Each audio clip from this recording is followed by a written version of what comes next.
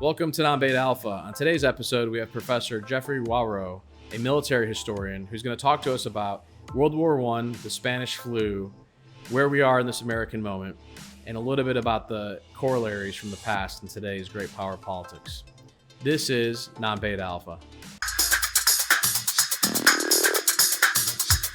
I guess I didn't know.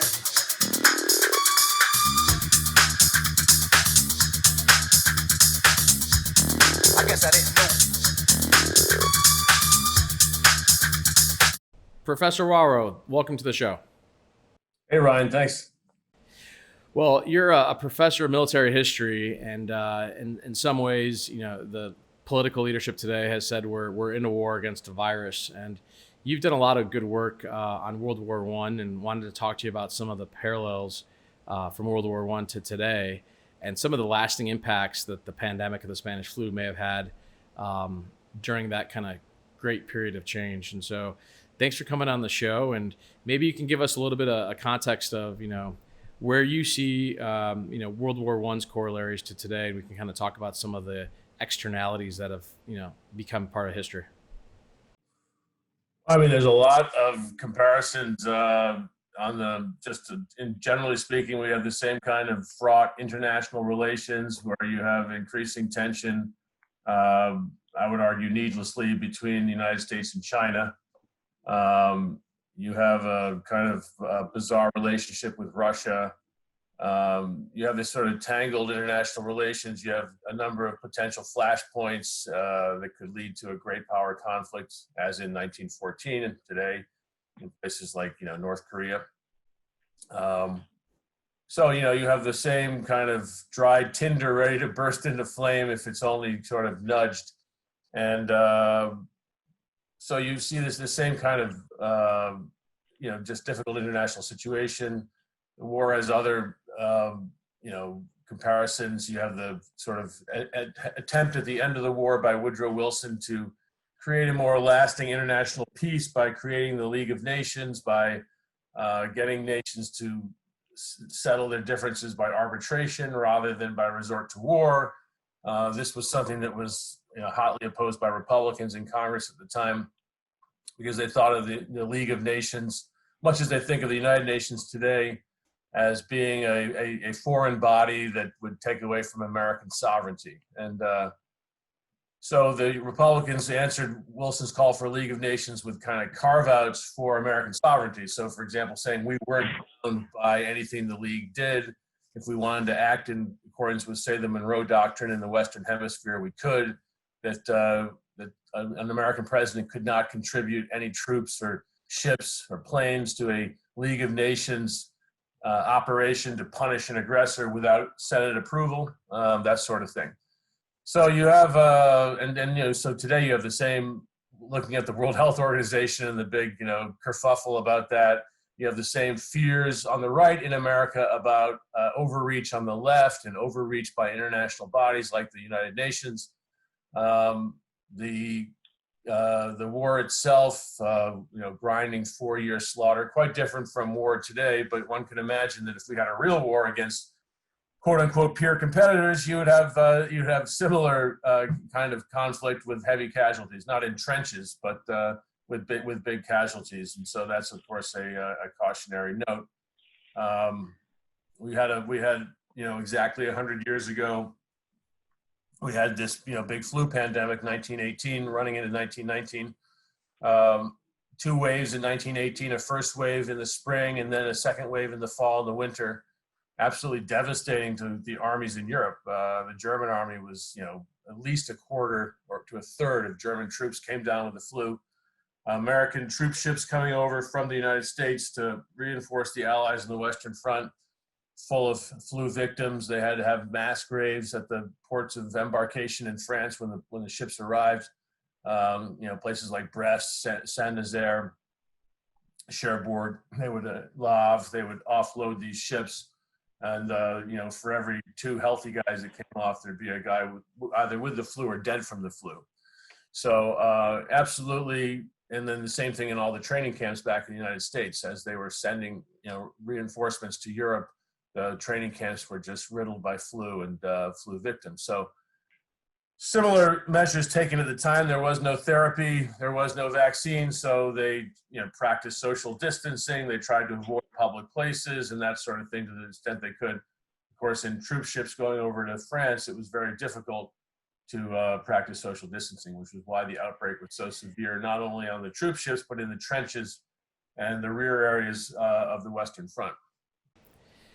Well, and so, one of the big areas kind of concern, I guess, is the lack of transparency from the governments during the Spanish flu, because we were at war. Could you talk a little bit about, the use of propaganda or the use of kind of concealing the pandemic back in the U.S. and in Germany, of why both governments chose to take that tact, and hence why we call it the Spanish flu? Well, I mean, it was Spanish flu because it was thought to have originated in Spain, and then it found its way over the Atlantic, and it got into some of the military camps and spread from there. But there wasn't, people, when I read a lot of soldier memoirs of the war, and people talked about people being sick, but nobody talked about the Spanish flu. And often they didn't even talk about the flu. They just talked about people being sick. So I don't think it was, you were dealing with an army, with armies that were that weren't exposed to the kind of unblinking, round-the-clock media that we are today. Troops, many of whom were partially literate or illiterate. So there wasn't as much awareness about current events and about public health and all that sort of thing. But generally speaking, armies in the winter fighting in the plains of northern Europe in these cold, swampy, wet, just brutal conditions, that they were going to be susceptible to illness anyway. So it wasn't clear to me just reading the reports from, because for the book Sons of Freedom, I did research not only in U.S. archives, but in all the European archives, the relevant European archives as well.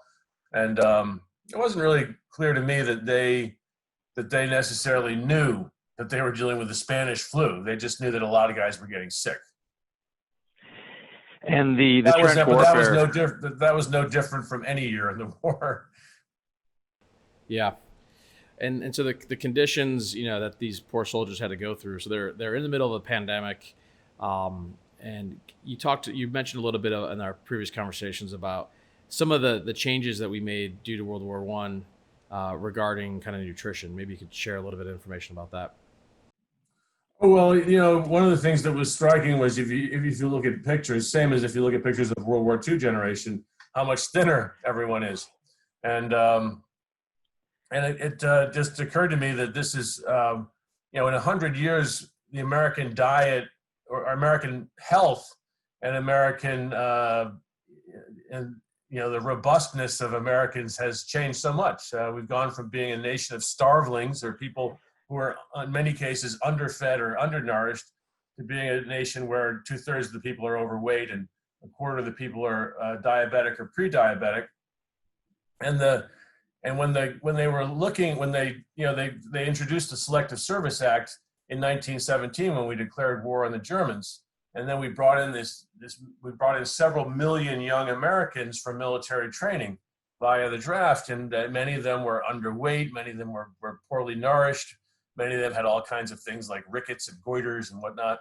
And so you saw this concerted attempt in the United States and elsewhere to create relatively cheap food that preserved well, very starchy carbohydrates with vitamins added, so you would overcome, these things like goiters and rickets, but that diet really hasn't changed. We still get all this processed food, that's very caloric and very easy to ship and very easy to preserve. We're still eating as if we're living 100 years ago, which is why you have something you didn't have then, all the obesity, the diabetes, the heart disease and everything else. And so, it just made me think that what we really need to have in this country is another food revolution, not to cope with the problems of 1918, but to cope with the problems of 2020. And I think that's where we're headed. You see the younger generation with their emphasis on, on organic and everything else. You see the shift in preference for either supermarkets like Whole Foods or more upscale entries in place in the major supermarket chains. But you just see a change in the diet happening. It's coming from the younger people, and it's very interesting because the diet that was devised to overcome the health problems of the early 20th century, that diet has not been adapted to the realities of the early 21st century. And supply chain was critical then as it is now. What was the supply chain like in World War One? I mean, how are we getting, the food and the bullets and the supplies to our soldiers, and was that at risk? And then how was it during that period of time in the U.S. at home? Was there shortages like we hear about from World War II? Well, the two-part question, I guess. The first part is that the U.S. showed an amazing ability to adapt its economy to the realities of the war.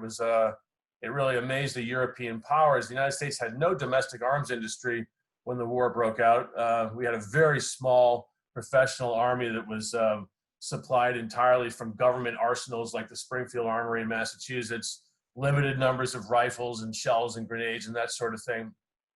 And then when the war broke out, and these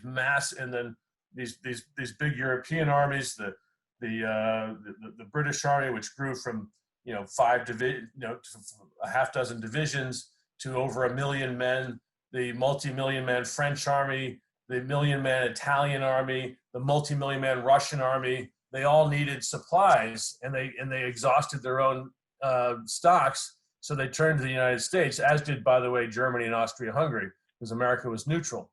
So the Americans the American industrialists saw a big market here, and they just completely reconfigured their factories to produce, highly technical armaments. The artillery shells, the fuses, the gun sights, the field guns. Everything was adapted for that purpose. And they did a booming trade, and they did not trade with the Central Powers. They only traded with the Allies, which was one of the reasons the Germans started, torpedoing American ships, because they said, you're not really neutral, you're supplying the Allies. And the Americans replied, well, we would supply you, but we can't because of the British blockade of the German and Austrian ports. So, and then this becomes one of the causes of the American entry into the war. But then once the U.S. goes over, it's such a crisis on the Western Front with the French and the British, with the Russians knocked out in 1917, the Italians effectively knocked out in 1917, the Germans massing everything against the very depleted British and French armies on the Western Front in 1918. And they so desperately need American manpower. That's why the argument in my book, Sons of Freedom, is that the U.S. won the war. They won World War I because France and Britain couldn't win it. They were on the verge of being knocked out. It was only this very hasty shipment of a big American army that saves them. But because they needed the manpower so much, they only sent American troops, and they were equipped entirely in Europe by French and British factories. So that's why you see the American doughboys. That was what we called the GIs in World War I, the doughboys.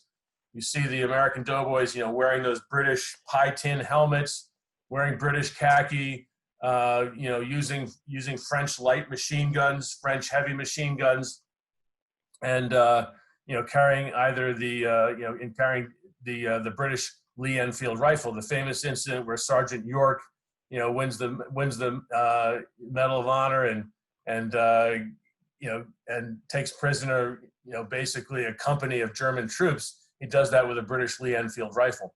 So that's in the Battle of Meuse-Argonne in 1918, all described in the book. But so that was another act of tremendous improvisation. The U.S. first supplying the Allies against the Germans and the Austrians with lots of materiel, and then raising this big army from scratch, training everybody up very quickly, sending them over, and then equipping them with British and French stuff, and then going into battle and fighting extremely well under the circumstances, and as I argue in the book, really ultimately winning the war. And so we won the war, and I guess President Wilson goes over to Europe to negotiate the peace. Is it true that he was sick when he was negotiating? Because I think one of the symptoms of the Spanish flu was that it had some neurological effects, and some people were saying that that may have placated his aggression, if you will, or diplomacy, and let some of the other allies really carve up Europe in a way that transaction and that deal really ended up causing World War II. Can you talk a little bit about that? Well, I don't think it had any. What if his health becomes a factor when he leaves Paris, when he leaves the Versailles negotiations, and he goes back to the United States in order to barnstorm around the country and win popular support, because the Republicans had taken control of the Senate in the midterm elections in November 1918, right as the war was ending. There were midterm elections, and the Republicans take control, and the majority leader, Henry Cabot Lodge of Massachusetts, he's in no mood to ratify the Treaty of Versailles because Wilson has insisted on embedding the League of Nations covenant inside the treaty. So then Wilson goes back to go around the country. He says, I'm going to create, using the bully pulpit, I'm going to create this groundswell of support among all Americans for the League of Nations, and I'm going to defeat the Republicans in that way. They won't be able to resist me. And then he has a stroke in the midst of that barnstorming trip, and he returns to Washington. He's an invalid for the rest of his presidency, and very ineffective. But in Paris, he had a lot of principles that he wanted applied, and he was deadly opposed to the continued survival of the British and French empires, for example. Deadly opposed to the idea of taking, the old German colonies in Africa and the Pacific and parceling them out among the victorious allies, chiefly Japan. He was dead set against the Japanese, who had placed their infamous demands on China during the war, that the Japanese would essentially control Chinese foreign affairs, Chinese military affairs, Chinese financial affairs, Chinese commercial affairs, and make China their hinterland. He was opposed to all of that.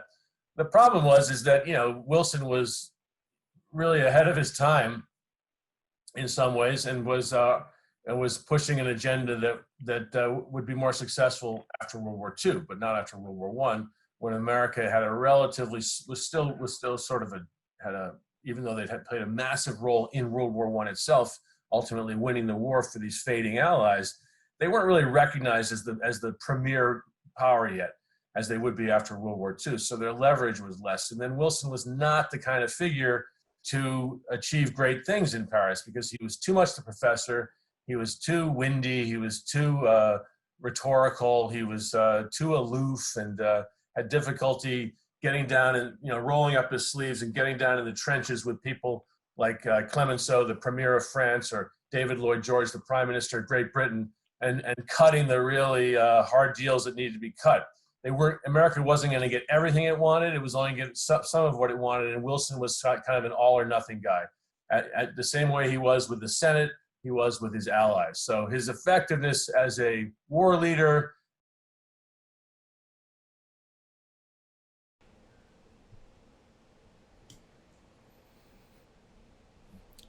And so, the Treaty of Versailles signed and the world's carved up. And you mentioned something interesting. So, and a lot of my background in history, I haven't really spent a lot of time in World War I, but I'm doing a lot of research on it now because I think there's a lot of corollaries to where we are today in some respects. But you said that Japan and China were at conflict. I mean, how did that set the tone for how Japan treated China, and now how China keeps arm's length, suspicion of Japan today? What happened in World War I between those two powers?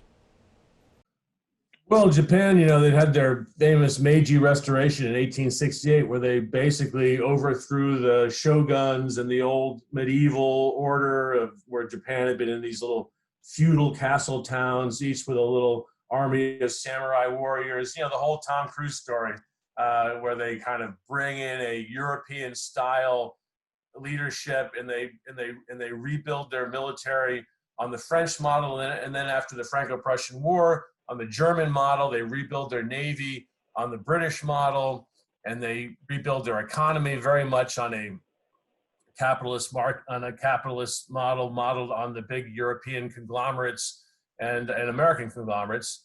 the big zaibatsu like Mitsubishi and Mitsui. And then but they see themselves very much as an island nation like Great Britain, and they say, where does British power flow from? Not from the rocky, cold, windswept British Isles, but from this huge global British Empire. So the Japanese say, like, we're the new Britain, we need an empire. So they look across at China, and they see this nearby hinterland. Manchuria just across from Japan is a natural field of expansion for the Japanese. It has raw materials, it has mineral resources, it's very arable land to feed the Japanese people. And so, they begin grasping at that. They fight the Russo-Japanese War in 1904, 1905. They kind of claim a protectorate over Korea and over the Manchurian space. And then during World War I, they join the Allies. They declare war on the Germans because the Germans have a big colony in the Shandong province of China. So they seize the German colony, and then they take that presence, that foothold on the Chinese mainland to then extend these 21 demands to the Chinese government that I mentioned earlier in 1915, basically demanding control of the Chinese state and the Chinese economy. And they kind of get partial control, and then Wilson, tries to push back during and after the war. But you have this kind of Cold War between the U.S. and Japan growing because the U.S. sees itself as the Pacific power. And they basically, see that, California and China are the two coasts of this American Sea, the Pacific Ocean. And they don't want Japan moving into that space. And so this is going to be, build a lot of tension. You're going to see this tension accelerating in the 1930s when Japan annexes Manchuria in 1931, when Japan invades China in 1937, which is the real start date for World War II. And the U.S. constantly pushing back, applying sanctions, all kinds of leverage. And then it's finally the sanctions that imposed after they begin pushing south from China into French Indochina that causes the Japanese attack on Pearl Harbor and then the U.S. entry into the war. Oh, that's fascinating. So it was really setting the table for a lot of the dominoes that fell in the 20th century and a lot of the history. And for the Chinese, it was always a history of weakness. They had all this population, all this territory, all this potential strength, but because of this sequence of weak emperors, the Qing dynasty, they are unable to unify the country. The country is ruled by warlords all scattered around who pay sort of lip service to the emperor in Beijing. And so the great achievement of the communists in 1949, when Mao takes over, is to really unify the country and to defeat all these separatists. And so to this day, the Chinese look at anything like an issue like Hong Kong as yet another attempt to tear China apart, to sow division. And that's why they're so intent on taking back Taiwan. And they refuse to let other people even use the term Republic of China or even Taiwan. Now it has to be Taipei, because they see this as kind of a renegade province that has to be brought back in. And they see every attempt by outside powers like, say, the United States to bolster Taiwan as being just an echo of what went on 100 years ago when you had outside powers, whether it was the Japanese or before the Japanese, all the European powers who had carved up China, like the British controlled, Shanghai and the whole Yangtze River, which was the main, the Mississippi River of China. They see any meddling with places like Taiwan as just being an echo of that past meddling. So that definitely sets the historic context of I think, the lens that they're looking at, the 21st century and trying to maybe make inroads to address those past, we'll call it slights, at being polite. Just think about, like, for example, it would be as if the Chinese became involved in Seattle today and said, we support Chaz, the Capitol Hill Autonomous Zone. And in fact, it should break away from America because it's a more pure expression of freedom than this tyrannical United States. How would we feel? And that's how they feel about us interfering in Hong Kong. Yeah, no wrong, doubt. That's how they view it. No doubt. We sometimes don't like other folks messing around in domestic affairs, and I can only imagine the feeling's mutual. So, I think as it relates to, what happened though, so 1918, we fought a war.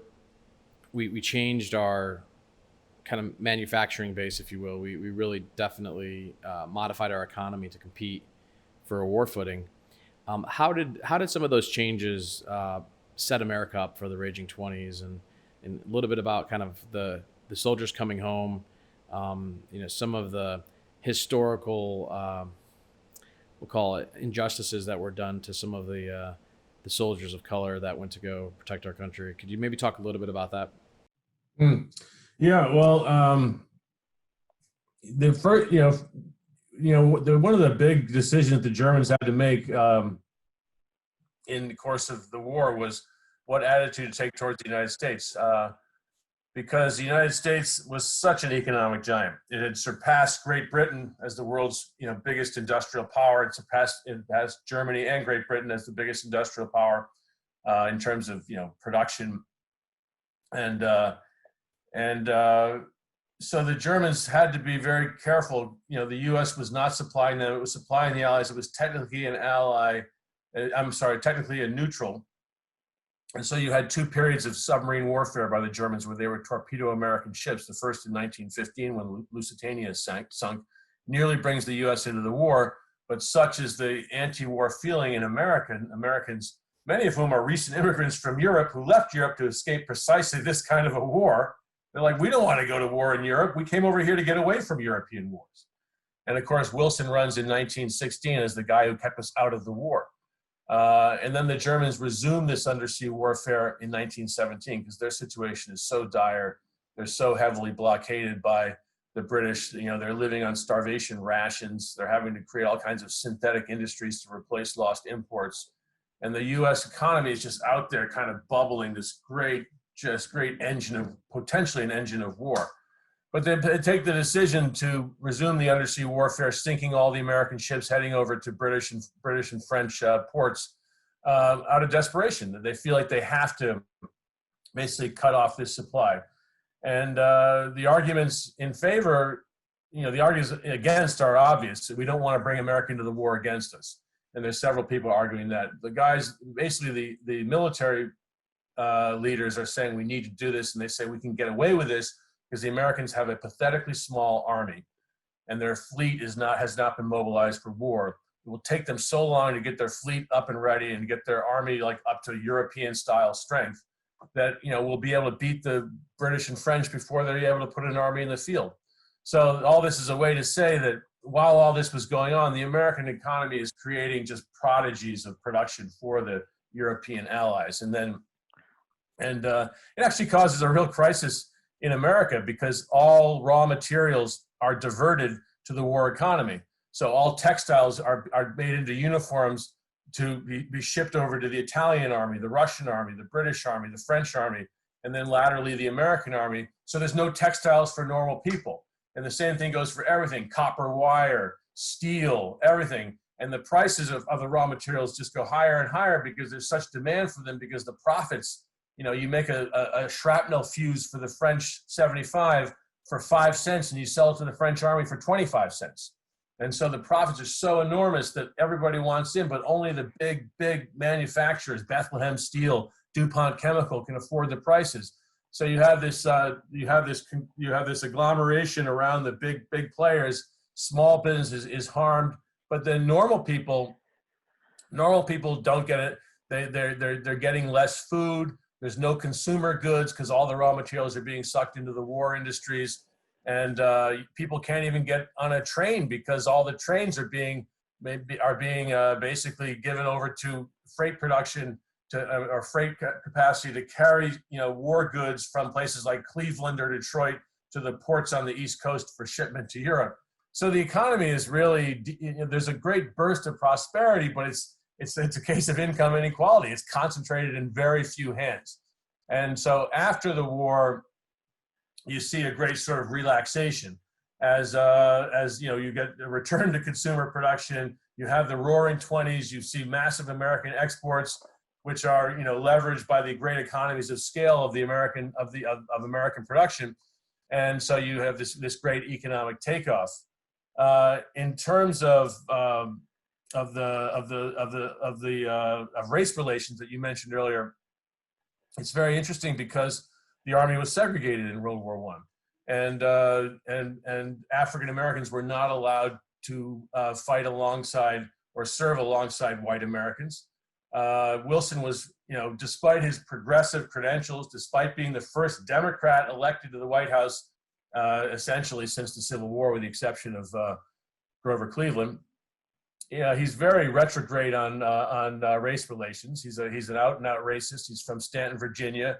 He returns a lot of segregation restrictions to, for example, employment in the civil service. African Americans who have been allowed to rise up to middle and senior ranks in the civil service are then pushed back down the ladder by Wilson, and he's again trying to buy support. Well, he's a Southern racist himself, but he's trying to buy support in the Southern states for his, because he wants to run again and get reelected. And it's always hard in this period for a Democrat to be reelected because their strength is after the Civil War is really confined to the South and the West, and the big northeastern and middle West states are solidly Republican, and that's where the votes are, the electoral votes and everything else. So he's always trying to pander to get a bigger majority, and so he leaves the army completely segregated, despite all of his high-flown rhetoric about liberty and democracy and freedom and self-determination and everything else. He's a racist, and he happily leaves the army segregated. So African-American soldiers are really treated badly in the war. They're treated as labor battalions, digging trenches, digging graves, repairing roads. And then when the first units go over, the French are demanding that Wilson give them American troops to put in French uniform, and the British are demanding that they give them American troops to put in British uniform. And Wilson says, no, we need American troops to serve in American uniform under an American flag and an American sector. But I'll tell you what, you can have some African American troops. And so he gives like the equivalent of a division strength of African American troops to the French to dress in French uniforms, carry French rifles, obey French orders, fight under the French flag. So, dismissive is he of African Americans. And then eventually he ascends to the creation of two African American combat divisions, the 92nd Division and 93rd Division in the U.S. Army, who fight at the end of the war. But just really for a guy who is exalted as the great progressive president, just really not progressive at all. And remember, there was some controversy some years ago at Princeton about renaming the Woodrow Wilson School there. I think a lot of people had some real reservations about Wilson and sort of the pass he's gotten on this question. As for we've got the President of the United States planning to go to a rally next Friday in Tulsa. That big Tulsa race, massacre of 1921 on the Black Wall Street was just one of a number of sort of anti-Black pogroms that were initiated across the American South after the Doughboys came home. And in the South, there was this feeling that we had armed African Americans, we had sent them over, they had fought in Europe, they came back prouder, more self-sufficient. They came back having come into contact with the issues of the war, fighting against monarchy, fighting against tyranny, fighting for freedom. And now we come back to the Jim Crow South, and we get put back in our place. And one of the ways they were put back in their place was lynching. There was this massive wave of lynching across the American South in the years immediately after World War I, as white Americans down there tried to persuade African Americans who had come back from World War I with a greater sense of dignity and mission that no, you're going to go back to the way things were before. And so the war also had a real impact on race relations in America and expectations about one's treatment in America. Yeah, no doubt that was an inflection point in, I guess, as you mentioned, confidence, right, and self-sufficiency, and really kind of, I think in some ways, World War I helped start really the current civil rights movement and gave birth to more confident leaders in that community. So, we're living in historic times today. In my opinion, I think these are going to be a period where we're going to write a lot about. can you answer two questions? One, what are the corollaries that we should be paying attention to from the 1918 1920s period? And then two, what are some of the things that are evolving today in current events that you think are maybe micro trends that could become historical or could be things for us to watch? Well, I mean, I think that the war really, World War One thrust America into the mainstream of world affairs. It put America right at the pivot of world affairs. It really forced the United States to punch at its true weight class. It had been sort of a retiring, isolationist, aloof power that had not wanted to dirty its hands in world affairs. And then because of our intervention in World War One, and because of the power we discovered to shape the world at the Paris Peace Conference, which we failed to do because there wasn't a real consensus behind weighing in at the Paris Peace Conference and creating a League of Nations and being a very active power in managing, being a sort of a system administrator for the world. Nobody really wanted that role, or not. I shouldn't say nobody. There were plenty of people around Wilson that wanted that role, but essentially the Republican Party was very uncomfortable with it. Well, that's all changed, and as you know, the Republican Party has become, generally speaking, although Trump's a real outlier, Trump is a strange sort of amalgam. He's an isolationist, really at heart, with occasional outbursts of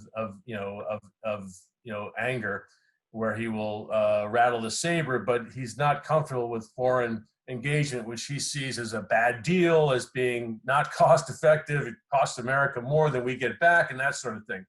And that was never the point of being involved in the world. The point of being involved in the world was to try to manage the world and keep the peace and maintain this peaceful international economy so that American trade could prosper and that there would be sort of comedy among the nations.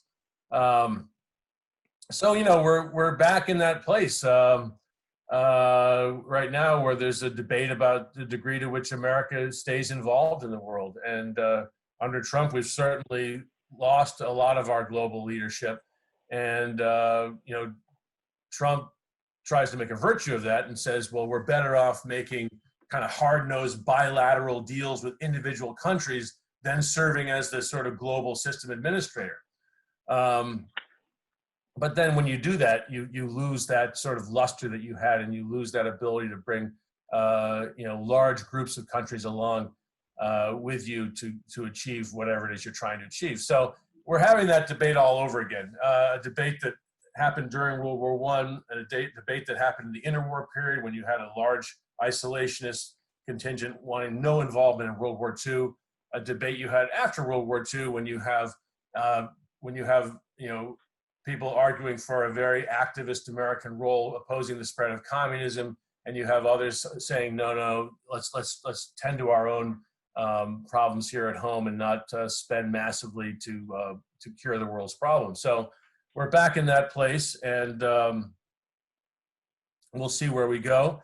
We'll have clear choices in the next election. Biden looks like someone who's much more internationalist in outlook. But it just goes to show that this is a continuing theme in American society and politics. Whether one believes that the U.S. should lead, or whether one believes the U.S. should stand apart, take advantage of all its natural resources, but also its relatively secure positioning, separated from Asia and Europe by big wide oceans, two safe land borders in the south and the north, where we're not going to be overrun by an adversary on short notice. And so we can kind of, stick to our own knitting and ignore the world's problems. But I think that overlooks the fact that the world is now so globalized and interconnected that's simply not realistic. Well, and, it's interesting. So we are kind of going back to a nationalist, mindset, and that's not just here. I think it's globally, and China's taking that approach as well. Is it that we're trying to go back into our shell, or are we trying to reset, long-term trajectory? Because I mean, the 20th century was great for America, bad for Russia. It was at the end was great for China, and this kind of last, call it 40-year period, people are arguing that we've lost maybe some wealth or some relative wealth from an economic standpoint, and so the question for you is, what do you believe the future of American Chinese relations? You taught at the Naval War College. They're building up their blue water fleet. We've got established Pacific Command. It seems like there's a lot of tension building over the Pacific. What are your thoughts as we go into this kind of reset of international structures? How does this play out? We have two sides starting to have increased tension, withdrawal from kind of international architecture to kind of more national footprints. Is this setting itself up for a war? Are there indicators and macro drivers shaping up for conflict, or do you think globalization will overcome and we'll find ways to kind of just make each other? The other argument is to make it so expensive economically to ever fight by entwining our economies that will be. That was the idea before World War One. That the world had become so interconnected. In 1914, the economies were so reliant on each other that they would never go to war because it would be too expensive. And then, of course, they went to war and had the bloodiest, most expensive war in history to date. So no, it's and we already are interconnected. That's just a fact. But no, I think that it's for the U.S. just needs to figure out what its interests are in the Pacific and defend those interests. But it needs to have like a kind of a short list of key interests, not everything, And I think that's where this is where engagement with the region is so important. That's why like the Trans-Pacific Partnership that Trump got out of. I mean, I thought that was just a absolutely essential initiative because it would have tied together all these Pacific economies with the United States. That would have created huge economies of scale and huge, links of friendship between these allied economies to oppose Chinese hegemony in the region, to oppose, the spread of Chinese influence in the region. When we tore that thing up and withdrew, we forced a lot of the people that we would have been linked with in the Trans-Pacific Partnership to make bilateral links with China to replace the American link. So things like that seem pretty obvious to me. So we just have to have a more robust trade and commercial presence there. We have to make these kind of trade deals with the powers there that are threatened by the rise of China. But then, most fundamentally, I think we also have to look at China in a different kind of way, not as a out and out adversary, because it's just another country, and it's another country struggling for its own interests and struggling to be taken seriously and respected. And if you just look at its history, some of which we talked about earlier, where they were carved up by the European powers. The French had a sphere down in southern China, just north of Vietnam. The British, had Hong Kong, Shanghai, the Yangtze River Valley. The Germans had the Shandong Peninsula. The Japanese move into Manchuria. It's like they've been partitioned, and then before that they were partitioned among warlords, and then even when they had a sort of nationalist Republican movement under Sun Yat-sen at the beginning of the 20th century, it was still just very badly done, and there was a lot of separatism in the regions. And so the Chinese have been obsessed with unity and national security and the wholeness of China. And I think that we have to understand that, and we have to take it seriously. The same way we would be concerned if some other power came in and said, hey, look, it wasn't right the way you guys took over, Hawaii in the 1890s, or, you have no right to Puerto Rico, which you took over in 1898, so we're just going to help ourselves to it. We're going to fan the flames of separatism there. We would have the same reaction they're having. So we have to have a kind of understanding of where they are. And then we also have to kind of look at, we have to stop making a cartoon version of our differences, and how we have free internet and they don't. Well, we have free news and they don't. Well, I mean, look how much of our news and internet is just complete trash, If we This show excluded. Yeah, well, you know what I'm saying, though. It's just I do. Just entertainment, light fare, gossip, or just intentionally tendentious programming that makes a mockery of serious issues. how is that a free press? I understand it's free, but it's not, it's really entertainment created by big media companies to get a lot of clicks and to get a lot of attention and get a lot of people like fighting and talking, you know? And so I imagine the Chinese look at this landscape, this media landscape, and they're like, well, if that's the best they can do with a free press, that's pretty pathetic, you know?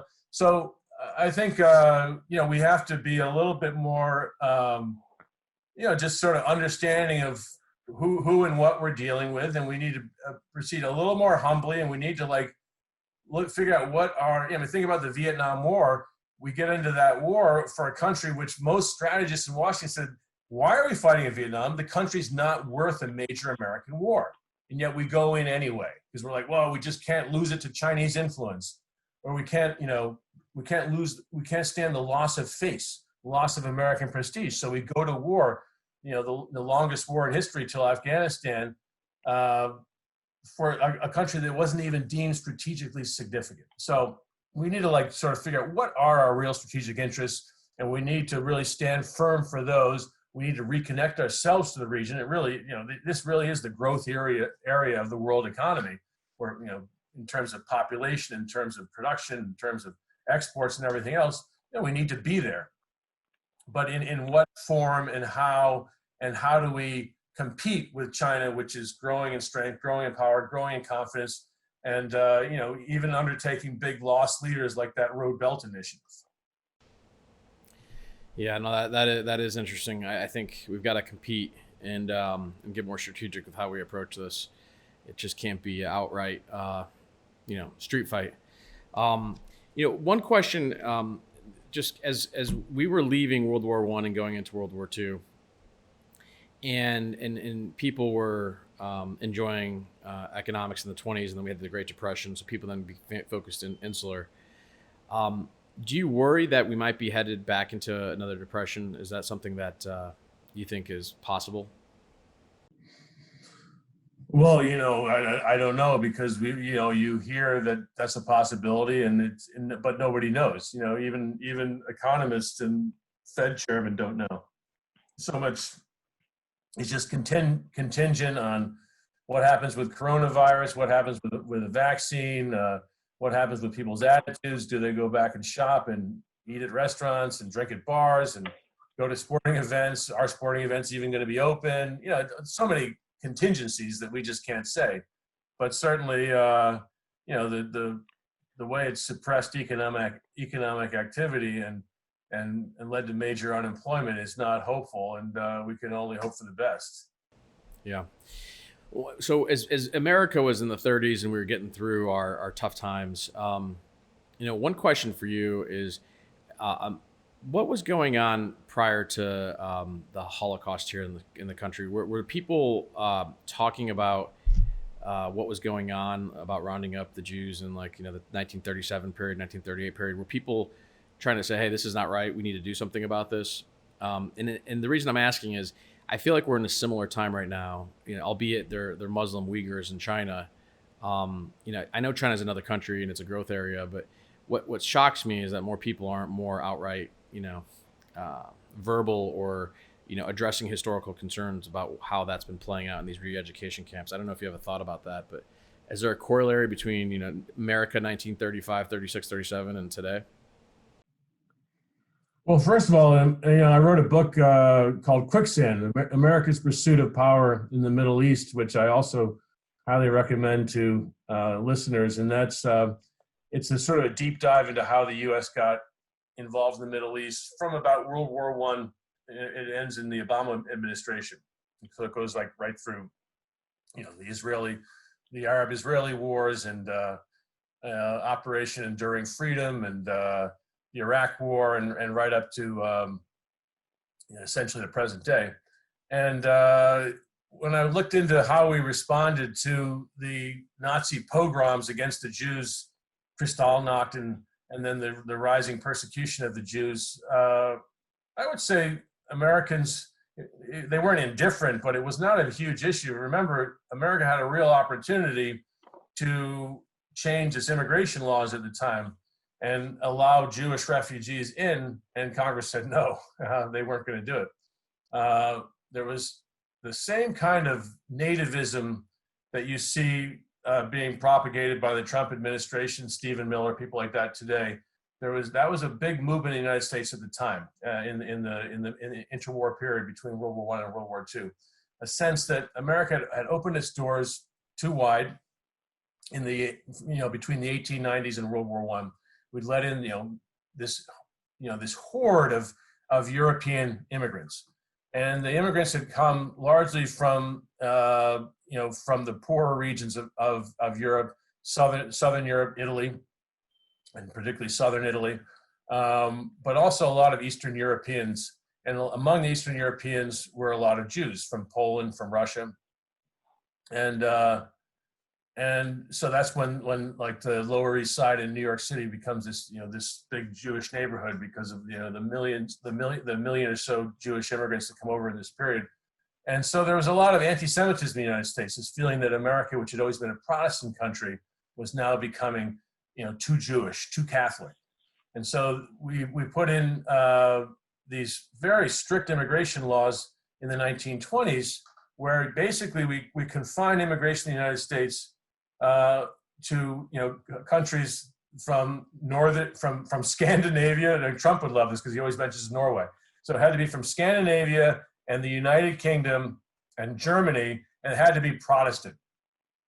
And so when Jews were being viciously persecuted in Germany and were looking for a place to escape, because the Germans were going to expropriate all their assets and then throw them in concentration camps and then eventually kill them, they were desperately trying for a way out. And not only did the United States close its doors, but so did powers like Great Britain, so did dominions like Australia and South Africa. They all said, no, we don't want any more Jews. And so that's why Palestine becomes the big asylum for Jews trying to get out of Nazi Germany, because it's the only place they can go. But of course, it's controlled by it's controlled by the British, and the British try to prevent them from going to Palestine too. And that's why you have all these these attempts by the Jews to land in Palestine, the British trying to drive them back into the sea. So the point being that there was a lot of heartfelt anti-Semitism. There was a lot of kind of fashionable anti-Semitism where people affected to be anti-Jewish because they would apply all these stereotypes to Jews, but put it all together, and there was really nowhere for Jews to go. They were really trapped, and so this made it all the harder to get out and all the easier for Hitler to trap them and then transport them to death camps. And I mean, I guess, and it's similar today. I mean, it's shocking to me that these camps still exist in places like the northern provinces of China, and I think it's going to be an interesting historical footnote. I hope it's just a footnote and not something that goes wider and broader in China. But I mean, just quickly on that, we take a very American view of that, and the Chinese view is, look, this is how we deal with terrorism. This is an area where there's a lot of, because Xinjiang is out there on the border with all these Central Asian states that have a lot of Islamic extremists. There's a lot of traffic between these regions. They feel that people have been radicalized. I don't know enough about it to take a stand on it either way, but I am aware of the fact that the American media looks at it a certain way, just the way they looked at the Hong Kong demonstrations. They don't look at it the same way the Chinese do it. And to be effective in international relations, you're going to have to get inside their mind and figure out how, are they 50% right, 20% right, 80% right, and then go from there. But right now, again, we have a cartoon version of what they're doing out there. I'm not really seeing good reporting on how much of a threat there is from Islamists in Xinjiang, and how many of the Uyghurs are Islamic extremists, and how many are completely innocent. I feel like we don't get enough information on that, nor do we even look that hard for that kind of information. It's another thing that we thumb our noses at China over it without necessarily understanding it. No doubt there's a lot of information out there, and it would be good to know more about what's going on there. And also, they're not going to really tell us anyway, Right. Yeah. Well, they didn't really share much information, out of Wuhan coming out through the virus. I think there's not a lot of trust there right now, and probably rightfully so. I mean, we called them out for a lot of the intellectual property theft, and I'm sure great powers play by all sorts of dirty tricks and through the history of the 20th century. But are there any things that you see as silver linings in the American experience in the moment where we're in today that are positive for our future? Yeah, I mean, lately I've, I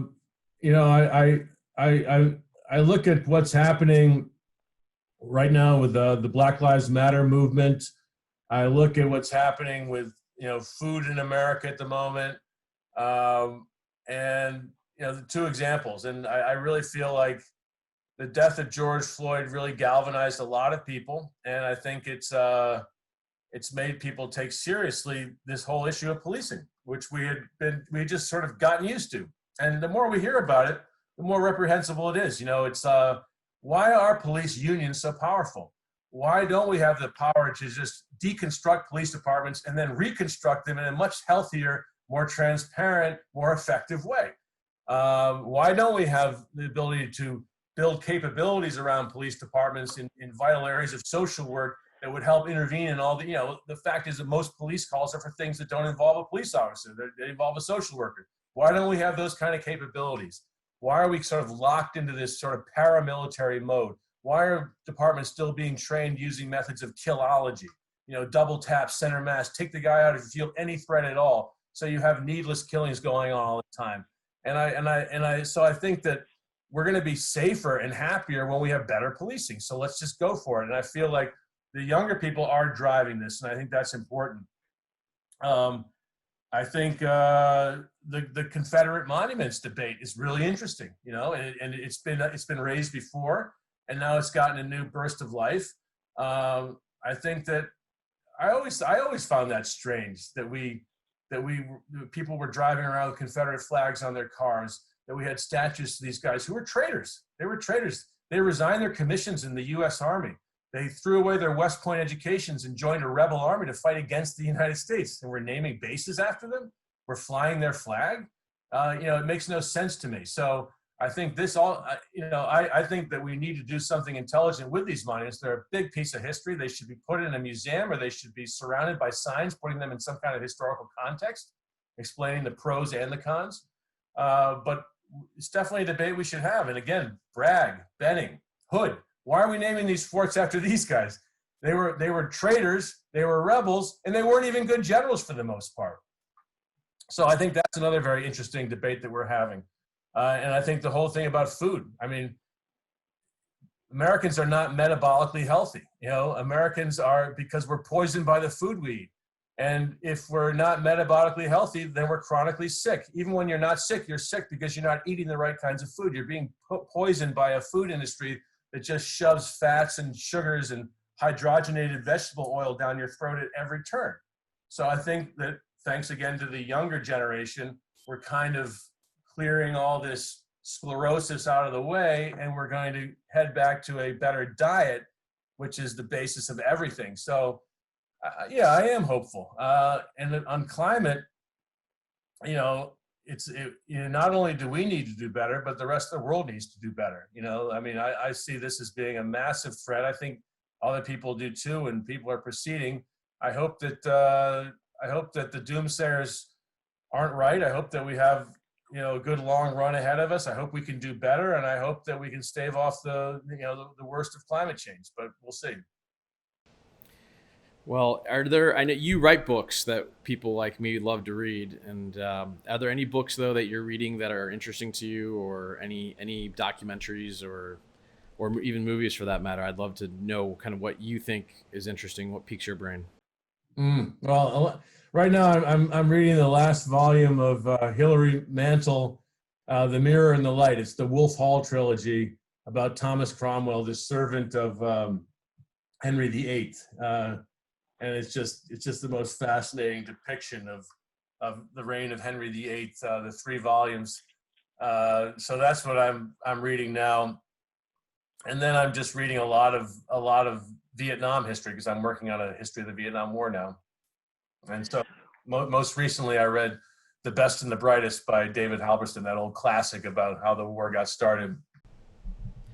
Well, The Sons of Freedom is a book that you wrote that I'm going to be picking up and sending out to a bunch of our advisors. And, Professor Geoffrey Wawro, we appreciate you coming on and talking to us today, educating us about some corollaries of what's going on. And we'd love to have you back as you're finishing your book or want to talk more about Vietnam.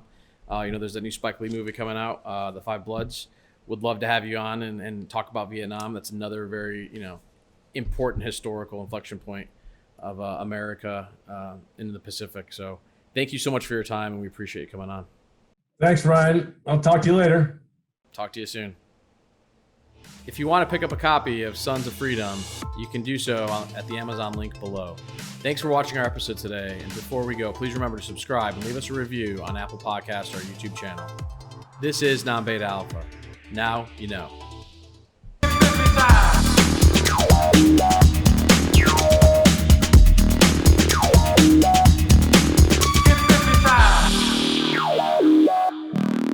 Get busy time. All price references and market forecasts correspond to the date of this recording. This podcast should not be copied, distributed, published, or reproduced in whole or in part. The information contained in this podcast does not constitute research or recommendation from Non-Beta Alpha Inc., Wentworth Management Services LLC, or any of their affiliates to the listener. Neither Non-Beta Alpha Inc., Wentworth Management Services LLC, nor any of their affiliates make any representation or warranty as to the accuracy or completeness of the statements or any information contained in this podcast, and any liability, therefore, including in respect of direct, indirect, or consequential loss or damage, is expressly disclaimed. The views expressed in this podcast are not necessarily those of Non-Beta Alpha Inc. or Wentworth Management Services LLC, and Non-Beta Alpha Inc. and Wentworth Management Services LLC are not providing any financial, economic, legal, accounting, or tax advice or recommendations in this podcast. In addition, the receipt of this podcast by any listener is not to be taken as constituting the giving of investment advice by Non-Beta Alpha Inc. or Wentworth Management Services LLC to that listener, nor to constitute such person a client of any affiliate of Non-Beta Alpha Inc. or Wentworth Management Services LLC. This does not constitute an offer to buy or sell any security. Investments in security may not be suitable for all investors. An investment of any security may involve risk and the potential loss of your initial investment. Investors should review all risk factors before investing. Investors should perform their own due diligence before considering any investment. Past performance is not indicative of future results. Investment products, insurance, and annuity products are not FDIC insured, not bank guaranteed, not insured by a federal government agency, may lose value.